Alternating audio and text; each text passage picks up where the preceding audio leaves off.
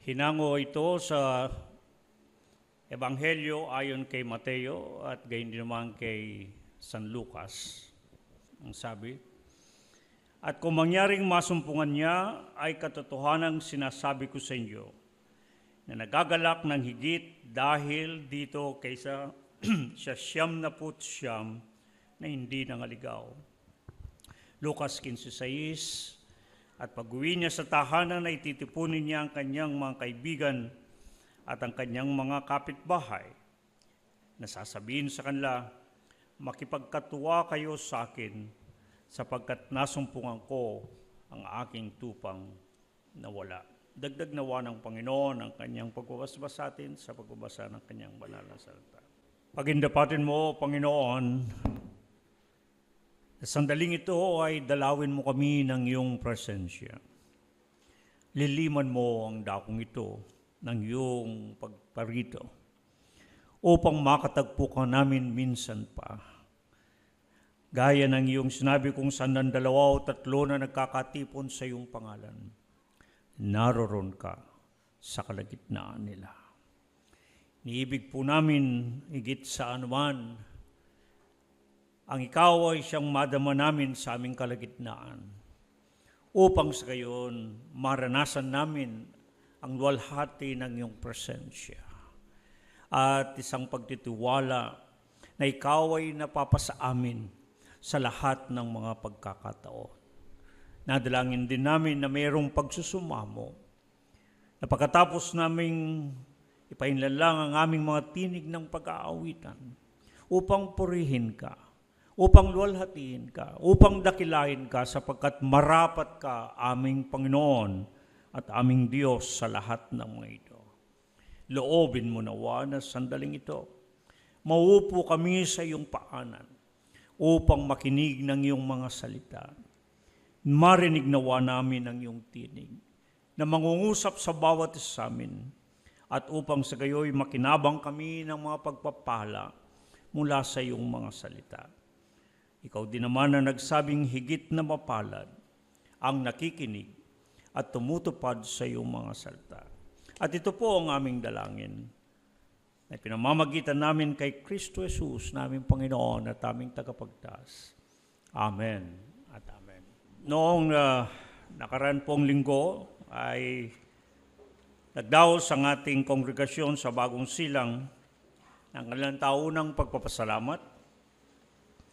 At pinapupurihan natin ang Panginoon sa kanilang masigasig na pagsisikap upang patuloy na pasalamatan ng Panginoon sa lahat ng madakilang bagay na ginagawa ng Panginoon sa buhay ng bawat isa. Ang paksang ating pag-uusapan ay tinalakay ang mga ilang bahagi nito doon sa pagdiriwang na yon, subalit mayroon pang mga ilang bahagi na hindi nabigyan ng pagkakataon na matalakay bunga ng maiksing sandali. At hindi kayang pag-usapan ng lahat ng mga bagay na napakahalagang malaman.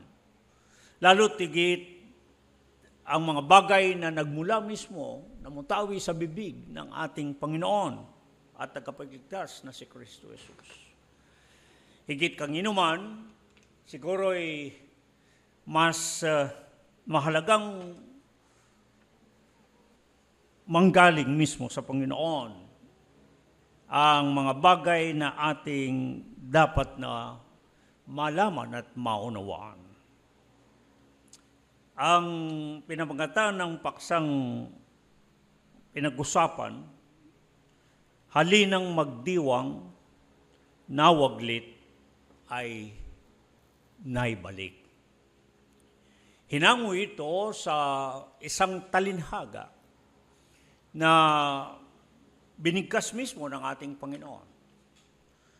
Ang talinhaga ay isang paghahambing o pagtutulad ng dalawang bagay upang sa gayon, sa pagtutulad na yon, ay makahagilap ng katotohanan at matuto kung ano ang ibig ipabatid nito. Gumagamit ng talinhaga upang sa gayon ay sa pamagitan ng magaang paglalarawan ay dapat sana ay madaling maunawaan. At sa kabila ng napakagaang paglalarawan at kuminsan ito ang nakakalungkot. Kuminsan doon sa mas magaang paraan ay lalo tayong hindi nakakaunawa o muunawa. Katunayan ng mga taong kaharap ng Panginoon sa mga sandaling yon. Nang kanyang sabihin ng talinhaga, naunawaan nila kung tutusin at madali nilang unawain, ngunit hindi sila nakaabot sa pagkakaunawa. Kung anong dahilan, sapagkat minsan sabi nga ng Panginoon, hindi kayo nakikinig sa akin. Sapagkat hindi kayo sa Diyos, hindi kayo sa katotohanan. Ang ginamit pinagkunan ng talinhaga ay pangkaraniwan na tanawin sa kanilang kapaligiran sapagkat ito ay may kinalaman sa pangangalaga ng mga tupa. Hindi man kailangan na malalim na pagpapaunawa ang tungkol sa pangangalaga ng tupa. Sapagkat ang mga ito ay mga taong nangabuhay sa lupain ng pangahayupan at karamihan sa kanila ay nangangalaga ng mga hayop, lalo na ng mga tupa. Sa mahabang kasaysayan nila at balikdan ninyo mula pa sa kanilang mga ninuno. Lalo na kay Abraham at mga sunod-sunod na kanilang naging mga magulang. Lahat sila ay naging tagapangalaga ng mga tupa. Kaya't hindi na banyaga sa kanila ang pangangalaga ng tupa. Naunawaan nila ito. At nang kumuha ang Panginoon ng pagkukunan ng paglalarawan sa kanyang sinalitang talinhaga, ginamit niya ang tungkol sa tupa. At itong Marcos 18 at Lucas 15 lalo na, ito ay mas kilala sa talinhaga ng nawawalang tupa. Tulad ng sabi ko, ito ay pangkaraniwan. Hindi maiwasan sa mga nangangalaga ng tupa na may mawaglit sa kanilang mga inaalagaan. Nangangulugang may mawala. Pangkaraniwan itong kaganapan. Ngunit ano ang ibig ipabatid ng Panginoon sa sinalitang talinhaga? Ano ang mga nakapaloob dito na mga katotohanan na mapagkukunan natin ng mga katotohanan kailangan nating malaman at maunawaan bilang mga mananampalatayang Kristiyano lalo na. Lalo na sa atin dito sa kawan ng Panginoon, bilang isang kawan, tayo ay palaging tumatalakay tungkol sa ginagamit o sinasambit sa Biblia ng paglalarawan ng ugnayan ng pastor at tupa. Dito tayo kumukuha ng batayan sapagkat gaya ng mga nakaraan na nating mga paglalahad ay mismong Panginoon. At sa maraming bahagi ng kasulatan ay masusumpungan natin ang paglalarawan ng ugnayan ng Panginoon at ng kanyang bayan kagaya ng ugnayan ng pastor at tupa. Kaya upang tayo ay huwag magkamali, atin itong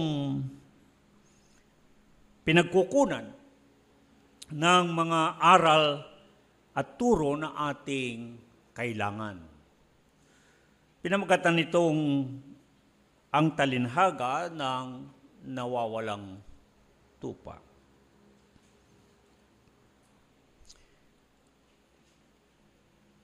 Sa talinhagang ito, Isang napakahalagang katotohanan ang ibig ipabatid, itawid sa atin na katotohanan. Tumutukoy ito sa kalagayan at hindi lamang kalagayan kundi kahinatnan kapag ang isa ay iginagaya sa isang tupang nawawala. Anong meron sa isang tupang nawawala? Para sa atin, matutuklasan natin ng paggagaya sa isang tupang nawawala, tumutukoy ito sa kalagayan at kahinatnan ng bawat isa. Ano ba ang kalagayan ng isang tupang nawawala? Ano ba ang kahinatnan ng isang tupang nawawala? Ito ang ating masusuri sa ating paglilimin itong sinalitang talinhaga. Napakahalaga nito sapagkat kung tayo na mga mananampalatayang Kristiyano ay ginaya sa mga tupa, mahalagang ating maintindihan ang bagay na ito na tinatalakay natin, ang kalagayan at kahinatnan kung ang isa ay isang tupang nawawala.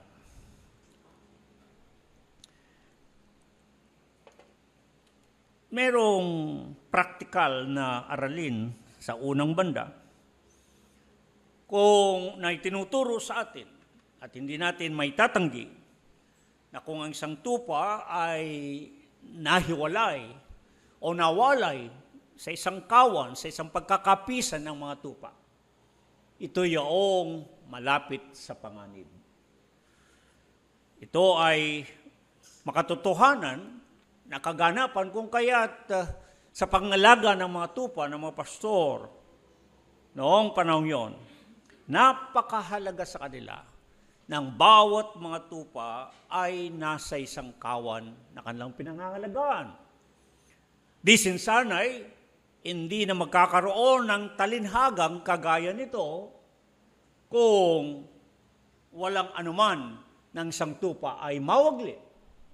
Kung ang isang tupa ay mawala, kung yun ay walang kapupulutan na katotohanan, hindi na siguro dapat gumawa o nagsalita ang Panginoon ng isang talinhaga na hinango sa isang tupang nawawala.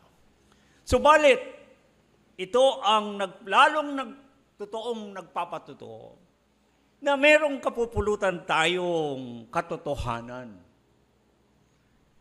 Kung bakit kapag ang isang tupa na nawalay o nahiwalay, kaya nga makita ninyo, kinakailangan na ang sabi, iwanan niya ang 99 upang hanapin lamang yung isang nawala hanggang sa ito'y masumpungan.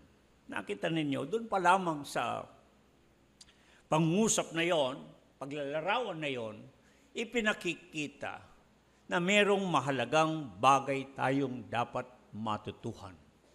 Sa isang tupa, kung ano ang kanyang kalagayan at magiging kahinatnan, kung ito'y nawawalay o nahiwalay sa isang kawan, sa isang kapisanan ng mga tupa. Sa pangkatwid, nawawala sa pangangalaga ng isang pastor. Mahalagang ating pag-usapan, una't higit sa lahat, ang salitang nawawala, na isinasalin sa Ingles, lost. Doon pa lamang sa salitang lost sa Ingles, meron na siyang himig, o meron na siyang tunog na halos kasing tulad ng salitang Ingles din na gone, nawala. Ngunit ang diin ng salitang Ingles ay para bagang ipinapahiwatig na nawala na. Na hindi lamang nangungusap tungkol sa kawalan, kundi parang ibig sabihin, hindi mo naaasahan. Naglaho na, nawala na. kung ano man ang nangyari.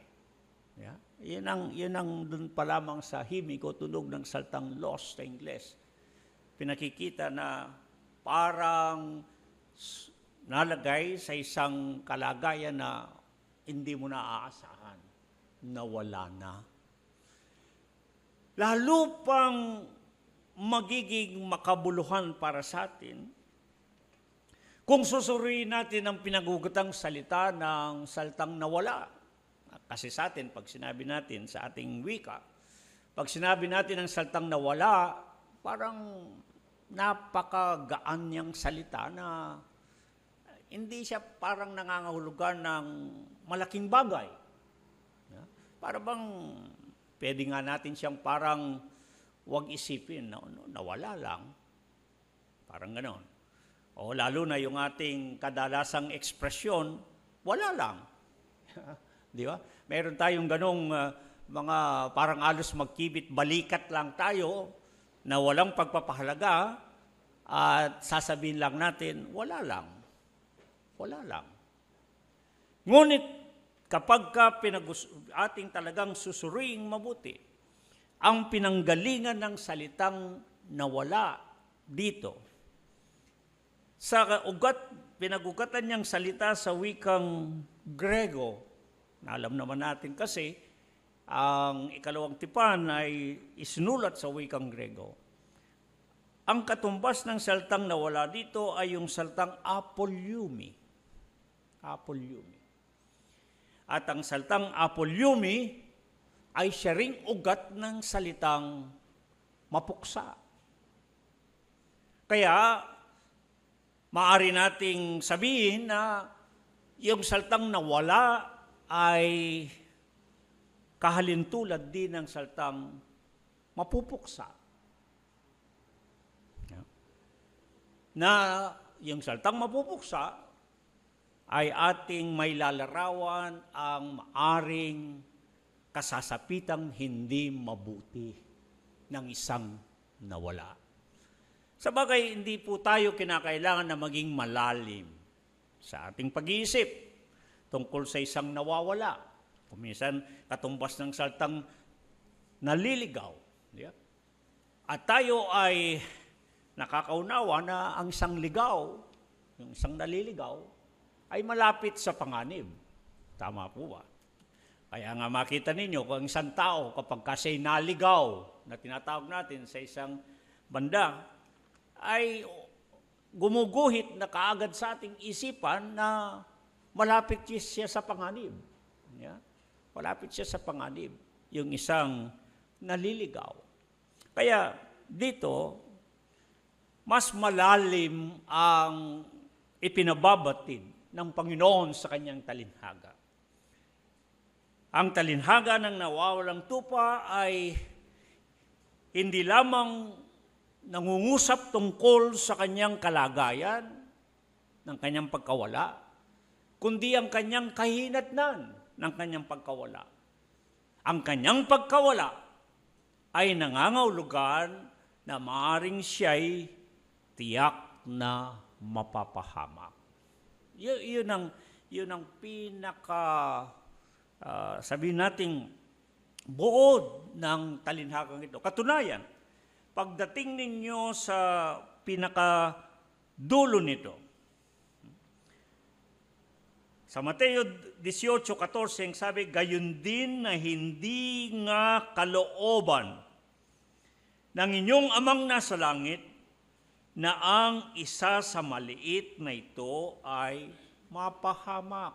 Nakita nyo, dun sa dulo mismo, sa pagtatapos o pagwawakas ng sinalitang talinhaga, tinukoy na hindi kalooban ng Diyos ng isa man ay mapahamak. Kaya kapag tinignan ninyo sa kabuuan, yung nawawalang tupa, doon sa kanyang pagkawala, ay nangangahulugan ang tiyak na pagkapahamak. Na bandang huling, sabi nga, hindi yun ang kalooban ng Diyos. Hindi yun ang kalooban na mapahamak. Katunayan, may mga iba pang talata sa Biblia na ating mababasa tungkol diyan. na hindi ibig ng Diyos na ang sinuman ay mapahamak. Kagaya ng sinasabi sa 2 Pedro 3:9, ang Panginoon hindi niya ibig na sinuman ay mapahamak, kundi lahat ay magsipagsisi. 2 Timoteo 2:3-4 na siyang may ibig na ang lahat ng tao'y mga ligtas. Ang ibig ko lamang munang ipaunawa ay yung talinhagang ito ng nawawalang tupa. Kailangan natin munang makita, may guhit sa ating pag-iisip, ang larawan ng isang tupang nawawala. Ang larawan ng isang tupang nawawala ay yaong ang kanyang kalagayan at kahidatnan ay tiyak na pagkapahamak. Hanggat hindi natin makita yon, mga pinakaibig na kapatid, hindi natin talagang susuring mabuti. At hindi natin talagang hahalungkatin ano ang ibig ipabatid ng Panginoon. We can only take it seriously when we face the truth. Kukunin lamang natin ang talinhagang ito at ating unaway mabuti kung tayo ay humaharap sa katotohanan ng ibig sabihin ng nawawala ay mapupuksa. Yeah. Kapag kayong malagim na katotohanan yon ang ninalarawan, bibigyan natin ng pansin at pagpapahalaga ang sinalitang talinhaga sapagkat merong panganib na ginuguhit. Merong kahantungan na ang kasasapitan ay kapahamakan.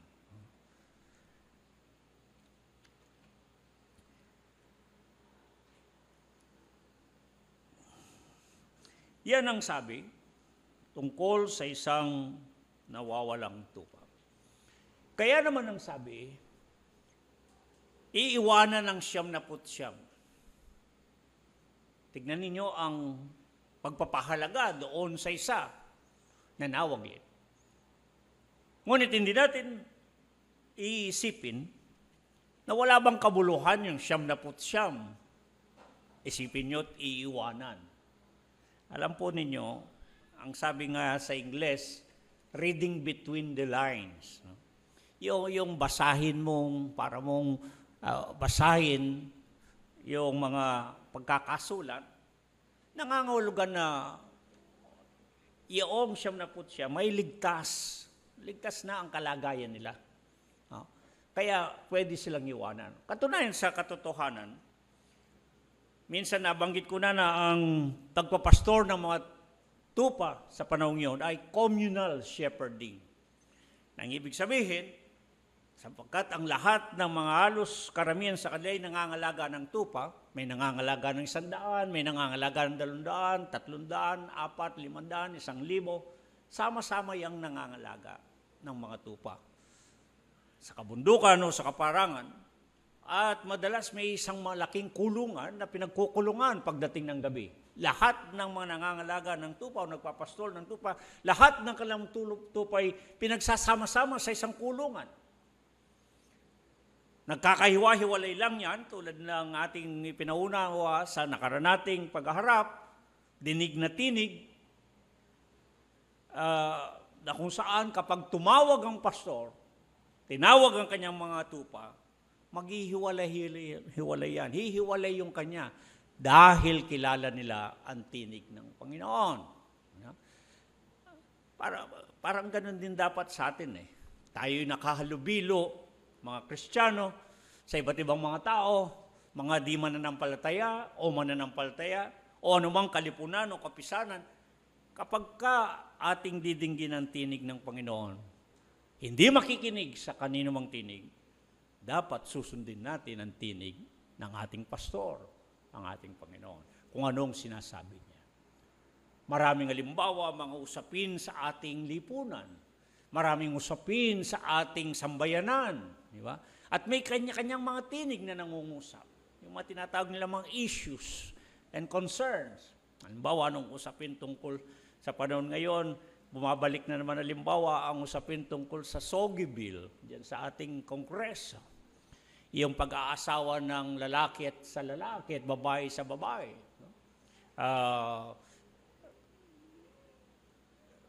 Maraming mga usapin, isa lang yan. Ano ang ating gagawin at sino ang ating pakikinggan? Maraming magsasabi ito dapat, maraming magsasabi hindi dapat. Dapat ay malaman natin aling tinig ang nanggagaling sa Panginoon. Anong sinasabi ng Panginoon tungkol sa bagay na ito? Hindi lamang ito, kundi kahit sa maraming mga usapin sa buhay. May mga sinasabi ang Panginoon, anong dapat nating gawin? At yung sinasabi ng Panginoon, ayon sa kanyang salita, ang siyang ating dapat dinggin at ating sundin. Maraming pagkakataon sa ating buhay, may mga masasalimot na usapin. May mga bagay na hindi natin alam kung ano ang ating gagawin.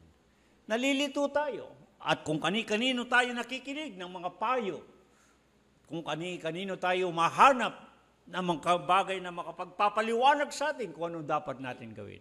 Mga may pinakaibig na kapatid, balikdan natin ang salita ng Panginoon. Dinggin natin ang tinig ng Panginoon. Parang dapat mangibabaw sa atin ang katanungan, ano kaya ang sinabi ng Panginoon sa bagay na ito? Ano mang kalagayan, ano mang karanasan, merong sinasabi ang Panginoon. Kung paano tayo marapat na mamuhay, merong sinasabi ang Panginoon kung paano tayo makalampas at managumpay sa mga bagay na ito. Ano mang usapin sa buhay, tiyak may sagot ang Panginoon. At kinakailangan siyang ating dinggin ang kanyang tinig. Dito sa talinhaga, kung ating babalikdan, mga kapatid, mapapansin natin na iiwanan yung 79. Sa Ingles, ang tawag ko riyan ay given na, ang sabi nga nila. Ibig sabihin, ganun na yon. Kaya maiiwanan ng 79 sapagkat ligtas naman na sila. Nasa mabuting kamay sila, nasa mabuting kalagayan. Parang ipinapaiwatig dun sa communal shepherding, may pinagbilinan na iba. O, bantayan mo muna ang aking mga to. Kailangan ko kasing hanapin yung nawawala. Sapagkat nabanggit ko minsan sa ating pagtalakay, napakahalaga na ang isang pastor sapagkat nasa communal shepherding sila. Nakataya ang kanyang pangalan, ng kanyang reputasyon. Kung siya'y mabuti sa kanyang pangangalaga ng kanyang mga tupa, kung hindi niya pababayaan o mapapabayaan ang mga ito. Kaya nang kinaugalian nila noong unang panahon, kinakailangan niyang mayuwi kahit na yung labi, kahit na buto na lamang ng kanyang tupang nawaglit. Patunayan niya na kanyang nasumpungan ito kahit na ba'y ito'y namatay na. Ngunit kailangan niyang ipakita sa kanyang mga kapwa nangangalaga ng tupa na talagang hinanap niya. Kaya nakita niyo yung pagkakasabi sa talinga. Kailangan niyang iwanan ng 79, hahanapin niya ang nawala hanggang sa masumpungan niya ito. Ipinapahiwatig na hindi siya titigil. Ipinahiwatig na gagawin niyang lahat. Anumang kinakailangan hanggang sa masumpungan niya ang nawala. Ngayon, umusog tayo ng konti. Ang sabi riyan, ang dahilan kung bakit kinakailangan na hanapin at sagapin ay sapagkat tiyak na mapapahamak yung nawawalay. Tiyak na mapapahamak, patungo sa kapahamakan. Sapagkat tulad ng isang paglalarawan ng isang kawan ng mga tupa, ligtas ang isa kapag siya'y nasa piling ng mga iba. Nabanggit ko na kung paano sa katotohanan ng kalikasan ng mga tupa na napakahina nila. Sila ang pinakamahinang nilalang na mga hayop. Sila ang mga hayop na walang pananggalang sa kanilang sarili. Walang pangalmot na matalim na mga kuko, walang mga matalim na pangil upang makapangagat, walang mga sungay na makapanuwag, walang buntot na maliksing makakapaghampas, at iba't iba pang mga tinatawag sa Ingles na defense mechanism na kayang ipagtanggol ng isa ang kanyang sarili sa kanyang kalaban. Bukod tangi sa mga tupa na pinakamahina at walang pananggalang. Ngunit, kahit na ang maninila, gaano man siya kaganid, gaano man ang asong gubat ay mabagsik, hindi ka agad nakakasila kapag ka ang tupa ay nakakumpol, nakapisan sa isang kawan. Inilalarawan nito ang buhay Kristiyano kung inyong ipahintulot, sapagkat tayo'y iginaya sa mga tupa bilang mananampalataya. Makita ninyo kapag ang isang mananampalatay nawalay sa isang kawan ng mga mananampalataya, kapag ito ay malayo sa kapisanan ng mga mananampalataya, iyon ang isang kaagad na nilalapitan ng panganib at kinalaunay maaring mapahamak. Kaya tinuturo sa atin ang pananatili sa isang pagkakapisan sa isang kawan kung saan tayo nilagay ng Panginoon. Hindi ito disenyo ni inuman, hindi ito isipan o kalooban ng sinuman. Ito ang ginamit na paglalarawan ng Panginoon na dapat nating matutuhan. Ng isang tupa ay kinakailangan nasa isang kawan ng mga mananampalataya upang siya'y makaranas ng pagkakaligtas at pagkakalayo sa anumang kapahamakan na maaaring lumapit. Hindi ibig ng Panginoon na ang isa man sa mga kanya'y mapahamak. Napakagandang malaman natin na kung tayo'y nasa Panginoon, ano ang kanyang kalooban? Ano ang kanyang kagustuhan? Ang sabi, ang kalooban ng Diyos ay ni isa man ay huwag mapahamak. That is a very consoling thought, comforting thought. Isang bagay na nagbibigay sa atin ng magandang kaisipan na kung tayo'y nasa Panginoon, pangangalagaan tayo ng Panginoon, iingatan tayo ng Panginoon, hindi pababayaan ng Panginoon ang sino man sa mga Kanya. Ipinakikita dito ang kahalaga ng pagpapahalaga. Hindi lamang ang pangangalaga ng Panginoon, kundi ang pagpapahalaga ng Panginoon sa mga Kanya. Kaya nga, mga pinakaibig na mga kapatid, napakaganda ang nilalaman ng talinhagang ito na kapupulutan natin ng katotohanan. Sa pambagay nating mapapansin sa talinhaga, sa Mateo 18:13, gayon din man dyan sa Lucas 15:7, nabanggit, iniugnay ito tungkol sa isang makasalanan at mayroong kinalaman sa pagsisisi.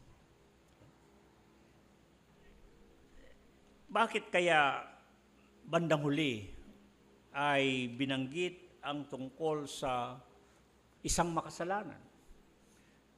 At bakit kinakailangan ng pagsisisi? At doon, sa mangyayaring yun ay magkakaroon ng kagalakan o katuwaan sa langit. Sino ba ang makasalanan? Ano ba ang kasalanan? At bakit dito sa talinhagang sinalita ay nabanggit ang mga bagay na yan?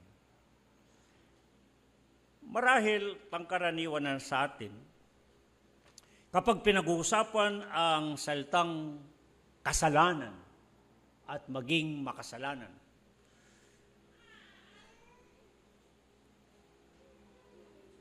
bubungad kaagad sa atin yung paggawa ng masama.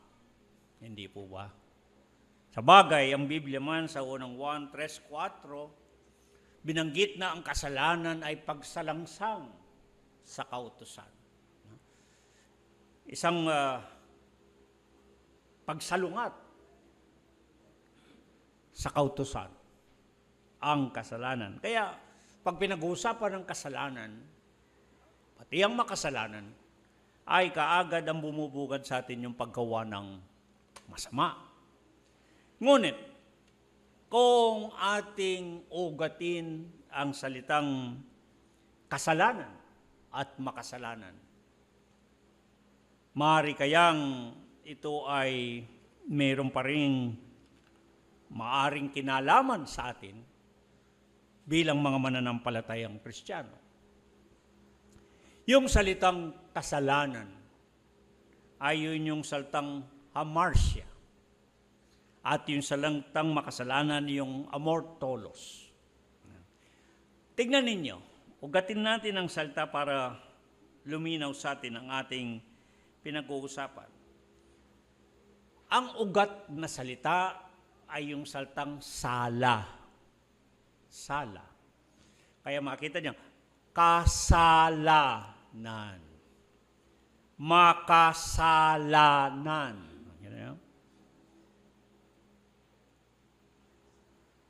Pagkakasala.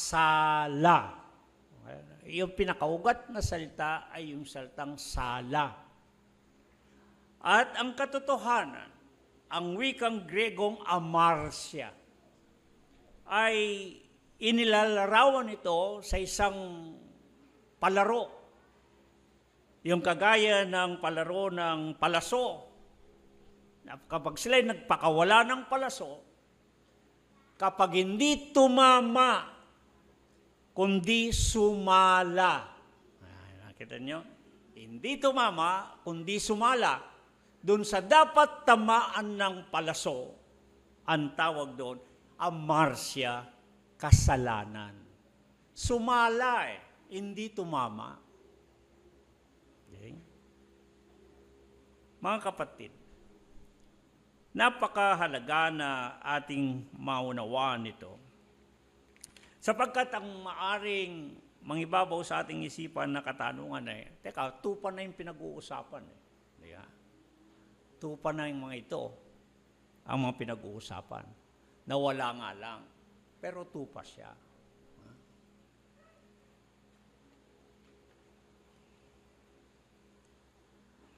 Hanggat hindi makapagsisi.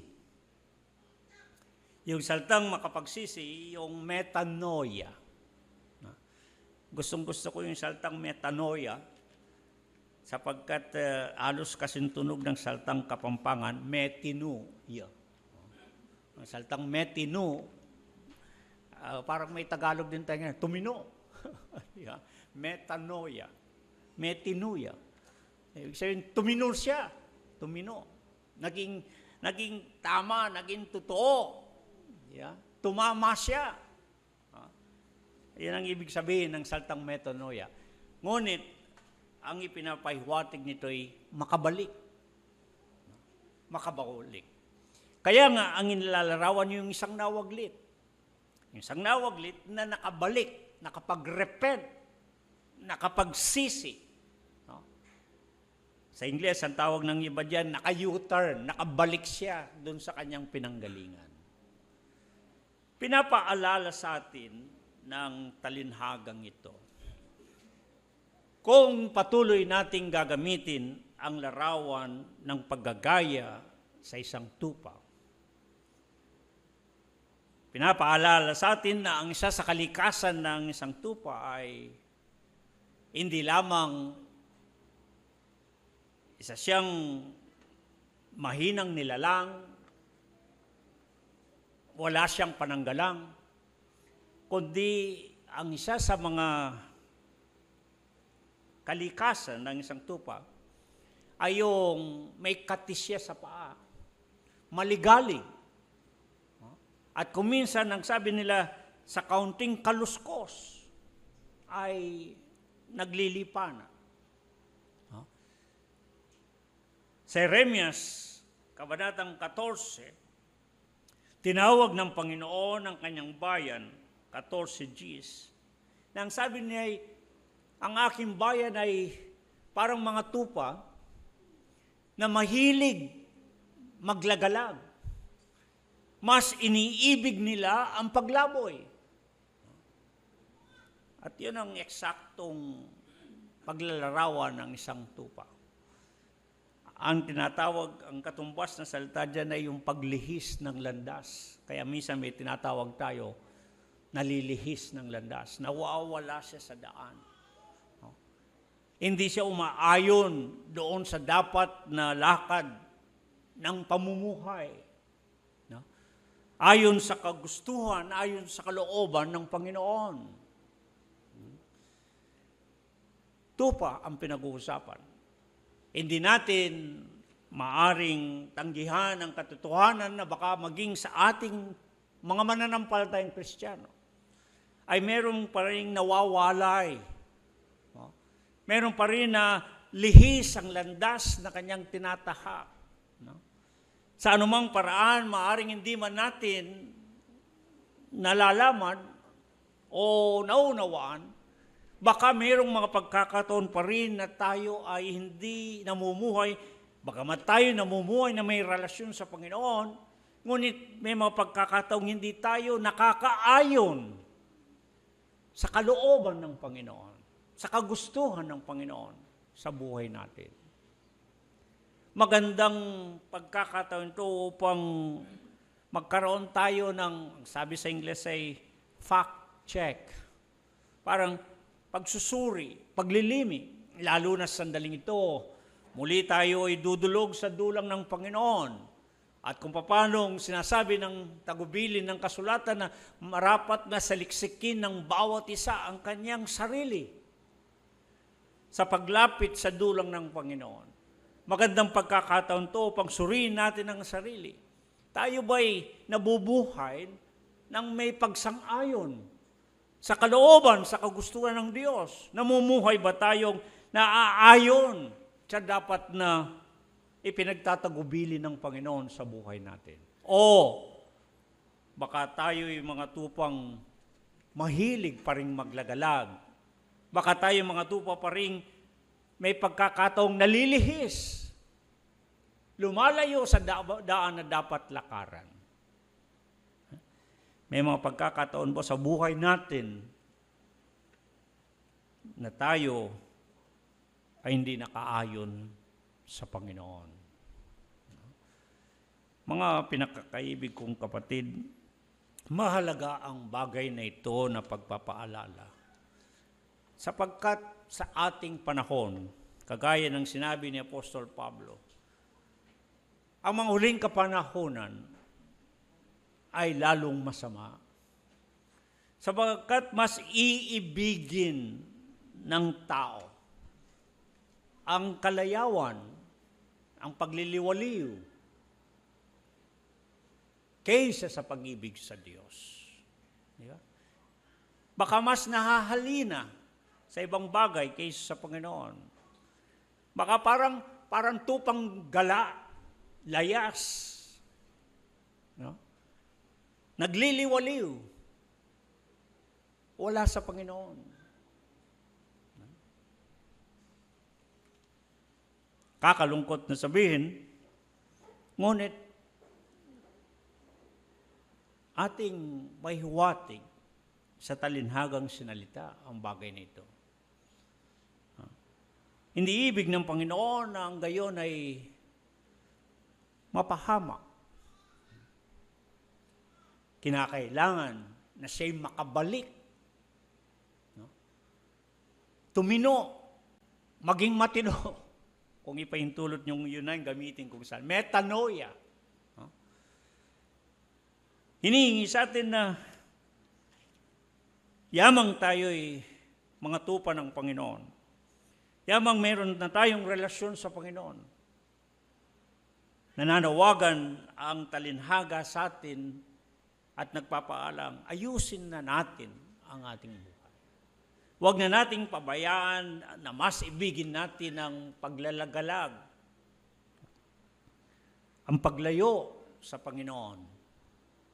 ang mawalay sa Panginoon, ang mahiwalay sa mga mananampalataya sa Panginoon, ang mahiwalay sa mga kanya.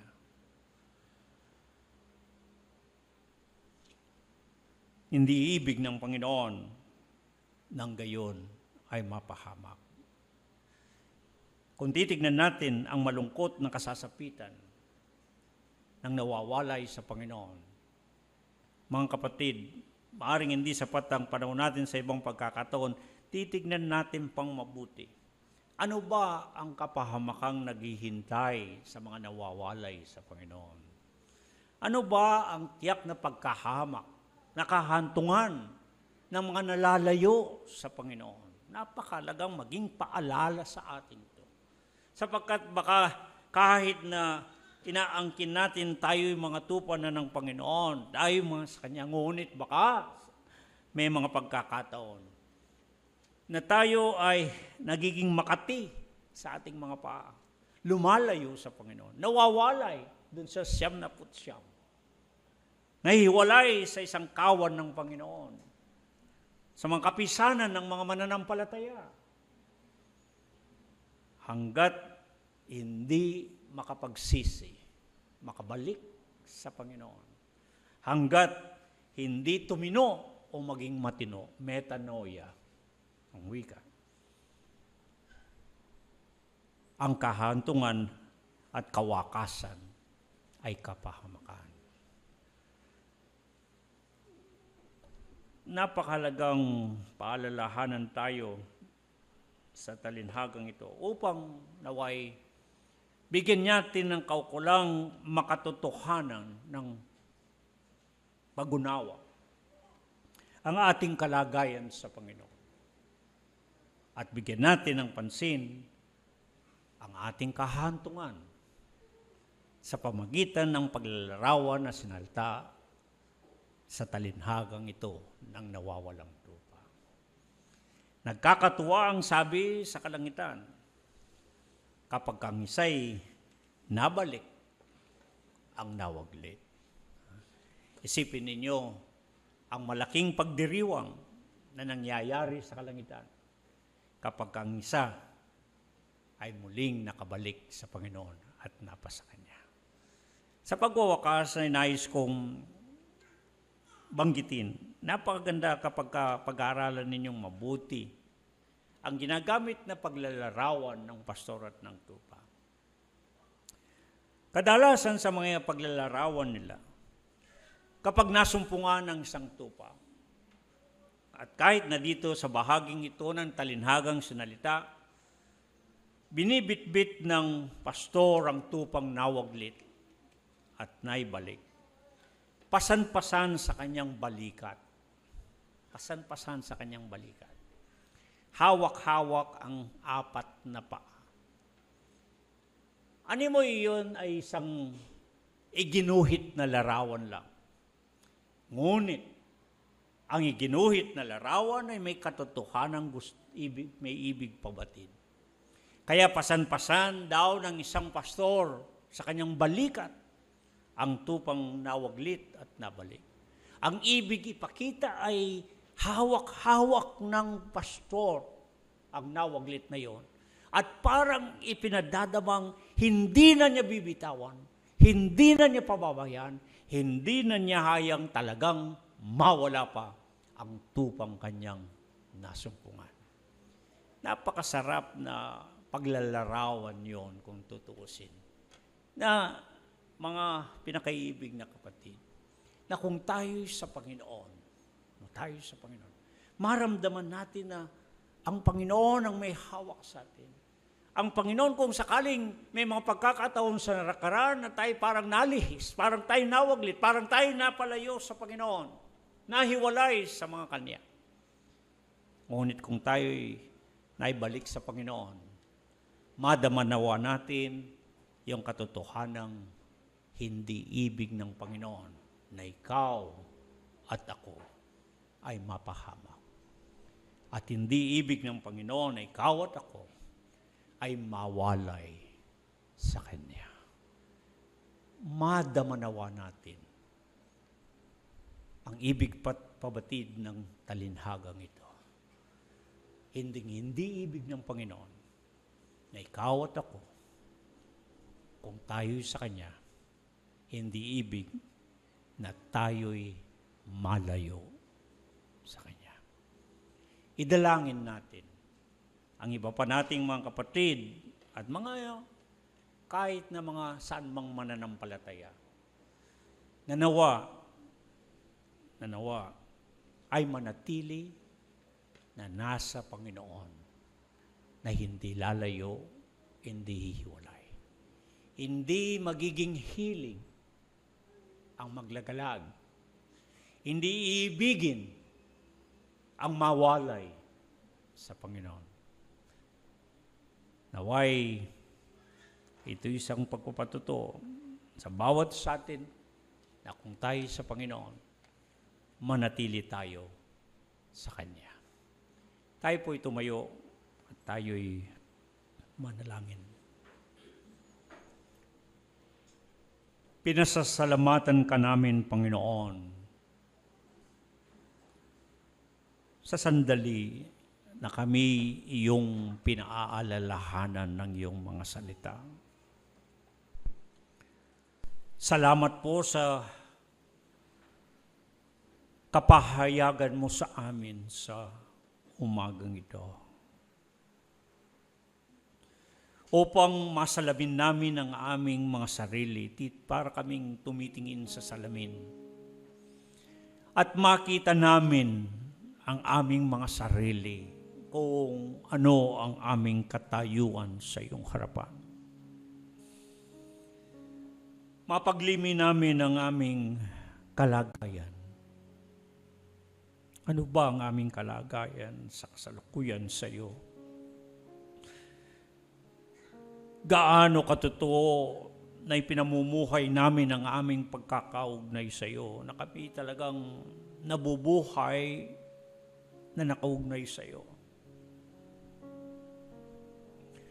Gaano katotoo na kami ay kasamang ibinibilang sa mga tupa mo na nasa iyong kawan. Panginoon, salamat po sapagkat binibigyan mo kami ng ganitong pagkakataon na makapagsuri ng aming mga sarili. Lalo pa kung aming makikita ang kahinatnan ng isang gaya ng tupang nawawala. Ano ang kahinatnan ng isang taong wala sa iyo? Malayo sa iyo. Walang anumang relasyon sa iyo, Panginoon.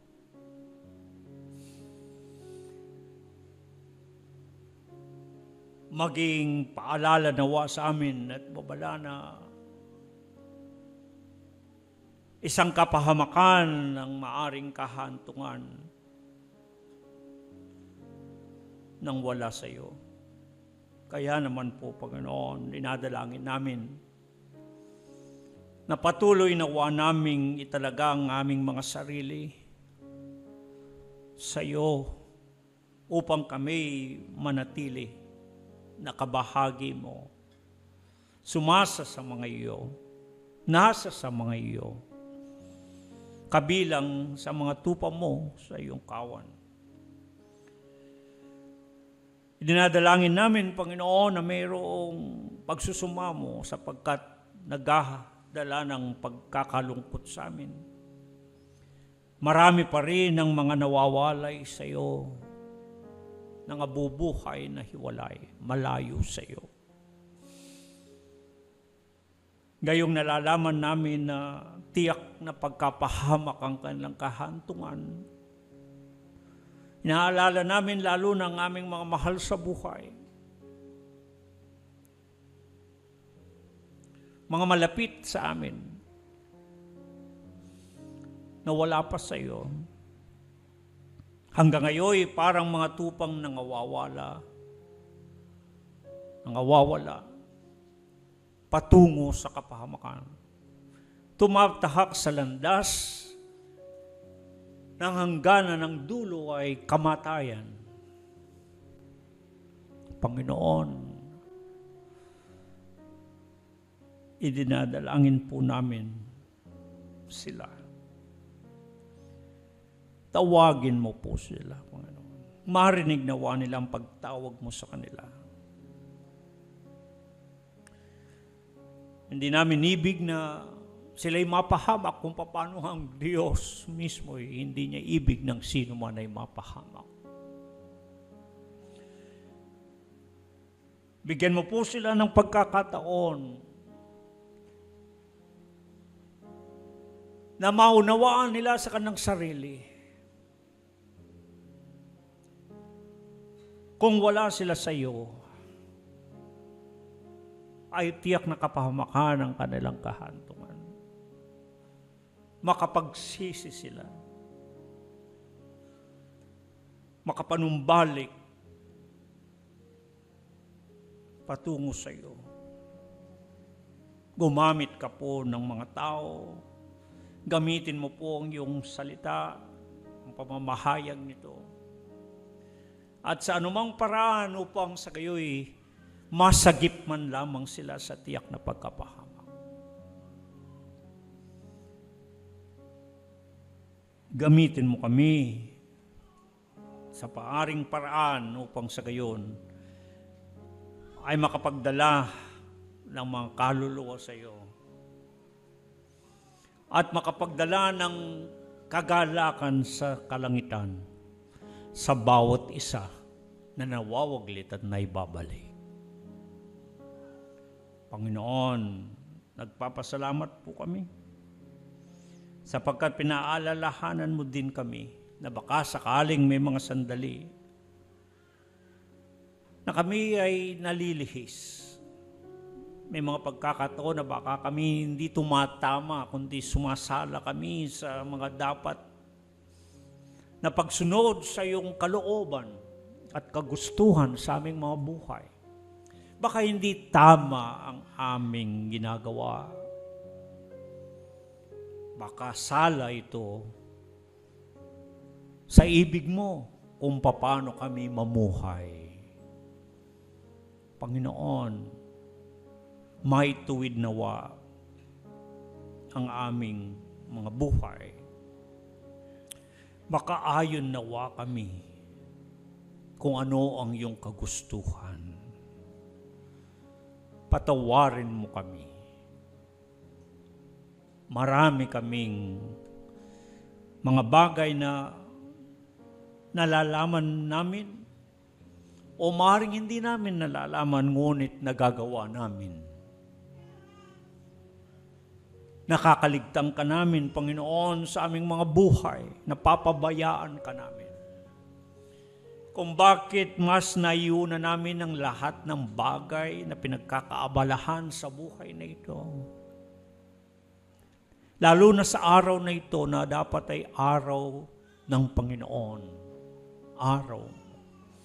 Na dapat ay nakatalaga ang aming mga buhay at ang aming mga sarili, ang aming mga panahon ay mailaan sa iyo.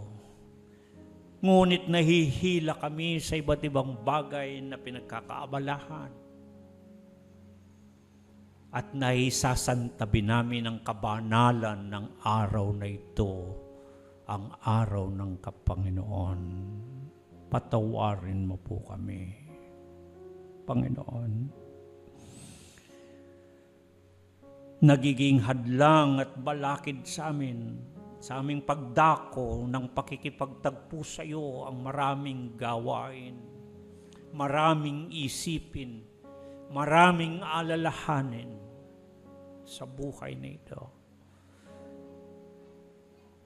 Bigyan mo po kami nawa ng palagi kung kinakailangan ay pangingilabot sa aming mga sarili upang sa gayon, huwag naming kaligtaan ang kabanalan ng isang araw na inilalaan para sa iyo. Ito lamang ang tanging pagkakataon upang makipagtagpo kami sa iyo. Upang talagang mahirap namin ang aming mga sarili sa iyong harapan. upang sa gayon ay maranasan namin ang iyong pagparito sa aming kalagitnaan. At upang sa gayon ay maranasan namin at madama ang iyong presensya. At katagpuin mo kami sa mga bagay na kailangan namin sa mga buhay namin. Ngunit nagpapabaya kami at napapabayaan ito. Mas kinakatigan namin ang tawag ng daig ng sanglibutan. Mas kinahihiligan namin ang kalayawan ng sanlibutan ito. Mas nahihila kami ng impluensya at puwersa ng mga ibang bagay at maging ng mga tao kaysa dinggin namin ang iyong tinig. Kaysa hanapin namin kung saan naroon ka na maaari naming makatagpo. Panginoon, patawarin mo po kami. Sumasala kami, hindi kami tumatama sa aming pamumuhay. Daig pa rin namin ang isang makasalanan. Daig pa rin namin ang lumalabag sa iyong mga kautusan at kalooban. Sapagkat kami dapat ay mulat na't mga naliwanagan. Datapot kami mga nakakaunawa na ng iyong mga salita at nakakarinig ng mga ito. Ngunit hindi kami nakakasunod. Patawarin mo po kami, Panginoon. Upang lalo na sa pagdulog namin sa iyong dulang. At pagkain ng tinapay at pag-inom nitong saro, muli maibsan kami sa aming mga pagkakasala. Muli ang dugo ng aming Panginoon na tumigis. Ang saro at dugo ng bagong tipan ay aming muling matikman. Maranasan namin ang pagkaginhawa ng aming mga kaluluwa. Panginoon,